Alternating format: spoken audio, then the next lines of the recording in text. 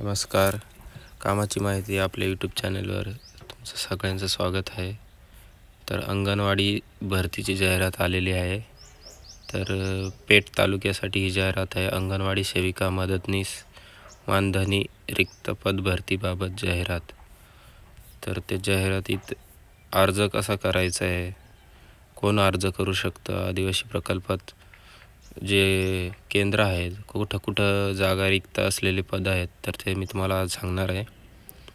तर हे आहे ग्रामपंचायतीचे ना 1 नंबरला जोगमोडी. त्याच्यानंतर ते जोगमोडीमध्ये महसुली गाव पिंपळपाडा रिक्त पद आहे पिंपळपाडा 1. असे भरपूर गावं आहेत. आसरबारी, माळेगाव क्रमांक 1, करंजखेडमध्ये कातकरीपाडा करंजखेड, रानविहीरमध्ये केळविहीरला एक जागा आहे. कायरे सादडपाडा तिथे एक,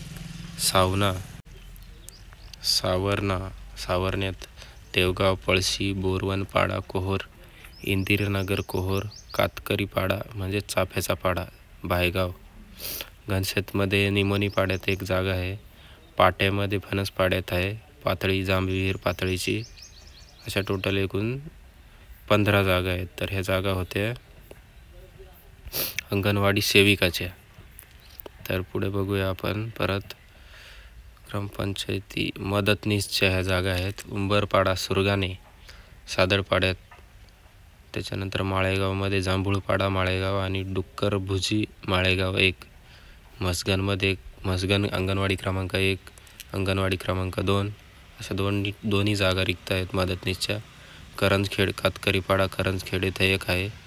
नंतर पाहुची बारी क्रमांक 1, नंतर तोंडवळमध्ये पोंड्याचा माळ तोंडवळ इथे एक जागा आहे. देवळाचा पाडा उमरद, बेहडपाडा सावरणा, गोळसपाडा कुंभाळेमध्ये, त्याच्यानंतर राजबारी, नंतर एकदरेमध्ये पिंपळपाडा एकदरे, नंतर गोंदेमध्ये भवानीपाडा गोंदे, तसेच गोंदेमध्ये एक अजून, त्याच्यानंतर धोंडमाळ क्रमांक 2, नंतर कापूर जिरा धोंडमाळ तिथे एक, नंतर बुद्रुक आडखुर्दमध्ये एक, भायगावला एक, त्याच्यानंतर भायगाव कातकरी वस्ती चाफ्याचा पाडा 1, कोहोरमध्ये इंद्रनगर कोहोर, घनशेत निमोनीपाडा फणसपाडा पाटे. मदतनीसच्या आहेत घनशेत कोहोर आणि पाटे इथं मदतनीस आणि अंगणवाडी सेविका दोन्ही जागा आहेत.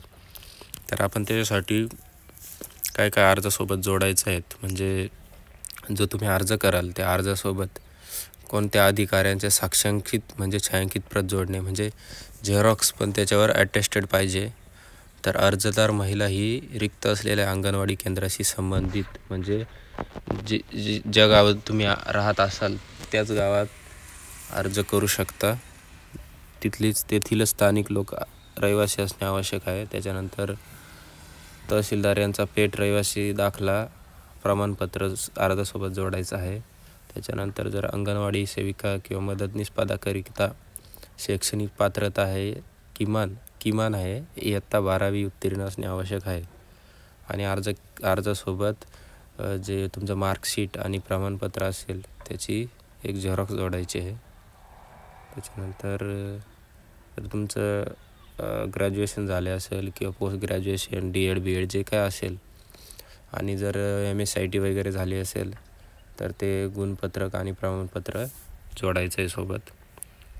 त्याच्यानंतर अर्जदारास मराठी भाषेचे ज्ञान असावं, तथापि अशा उमेदवाराने इयत्ता 10वी किंवा वर नमूद केलेल्या शैक्षणिक अर्हतेपैकी किमान एक अर्हता मराठी भाषा विषयासह उत्तीर्ण असणे आवश्यक राहील. म्हणजे 10वी वयाची मर्यादा अर्ज स्वीकृतीच्या अंतिम दिनांकास 18 वर्षे पूर्ण आणि 35 वर्षापेक्षा जास्त असं आहे. म्हणजे 18 ते 35 पर्यंत तुम्हाला अर्ज हा करता येणार आहे. त्याच्यानंतर शाळा सोडल्याच्या दाखल्याची छायांकित प्रत म्हणजे झेरॉक्स अर्जासोबत जोडावी. अर्जदार हा SC ST भजक म्हणजे विजा विमा इत्यादी ह्या जे सर्व तेथील जे घटक आहेत ते त्याच्यात जातीचा दाखला जे काही तुमची कास्ट असेल तर तुम्हाला सोबत जातीचा दाखला देणे आवश्यक आहे झेरॉक्स.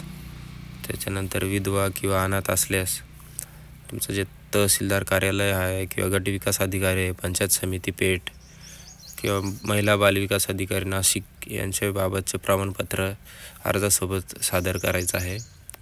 त्याच्यानंतर तुम्हाला लहान कुटुंबाची अट लागू आहे, म्हणजे 2 किंवा 2पेक्षा कमी अपत्य असणे, म्हणजे 2पेक्षा जास्त नसली पाहिजे.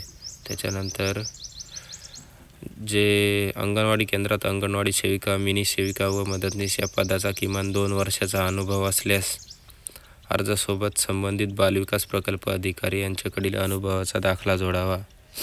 त्यात कालावधीचा सविस्तर उल्लेख असावा. त्याच्यानंतर अर्जदाराच्या नावात जर बदल झाला असेल, समजा तुमचा विवाह झाला असले तर त्याचा नोंदणी दाखला लागेल, विवाह नोंदणी दाखला किंवा तसा एक प्रतिज्ञापत्र बनवून अर्जासोबत सादर करायचं आहे. अर्ज सादर करायची जी मुदत आहे 10 फेब्रुवारीपासून 24 फेब्रुवारीपर्यंत करायचं आहे. एकात्मिक बाल विकास सेवा योजना पेठ येथे सकाळी 9 म्हणजे 9:45 ते 6:15च्या आसपास कार्यालय. नंतर कोणताही अर्ज स्वीकारला जाणार नाही. आणि तसेच तुम्ही जे कागदपत्र न्याल त्यावर खाडाखोड केलेली नसावी, व्हाईटनरसुद्धा वापरलेलं नसावं. भरती प्रक्रियेच्या कोणत्याही टप्प्यावर आपण अर्जासोबत सादर केलेली छायांकित साक्षांकित प्रत प्रमाणपत्र यांच्या मूळ प्रतीची कार्यालयाने तपासणी कामी मागणी केली असता आपणास मूळ प्रमाणपत्र विहित वेळेत सादर करणे. म्हणजे तुम्ही जे झेरॉक्स जोडत आहात त्यांना जर काही शंका आली तर ते तुमचं ओरिजिनल डॉक्युमेंट्स मागू शकतात, तर ते तुम्हाला सादर करावे लागतील. आणि एका महसुली गावात एकापेक्षा जर जास्त पदे असतील तर तेथील जे उमेदवार आहेत तर त्यांनी पसंतीक्रम द्यायचा आहे 1, 2 असा. मग ते तुमचं जी गुणवत्ता असेल 10वी 12वीची जी काही असेल तर त्यानुसार उमेदवाराचा पसंतीक्रमानुसार विचार केला जाईल. समजा एकाला जास्त असतील कमी असतील तर त्याने जर पहिला पसंतीक्रम निवडला असेल त्याला पहिलाच मिळेल जास्त याला. तर आणि एकही उमेदवार जर पात्र झाला नाही किंवा फक्त एकच पात्र उमेदवाराकडून अर्ज प्राप्त झाला, म्हणजे एकच अर्ज आला, तर जी जागा आहे त्या जागेसाठी पुन्हा जाहिरात देण्यात येईल. आणि कोणत्याही टप्प्यावर ही भरती प्रक्रिया रद्द करण्याचा अधिकार हा शासनाच्या अधीन आहे. तर ही होती अंगणवाडी सेविकेची आणि मदतनीससाठीची जाहिरात. धन्यवाद.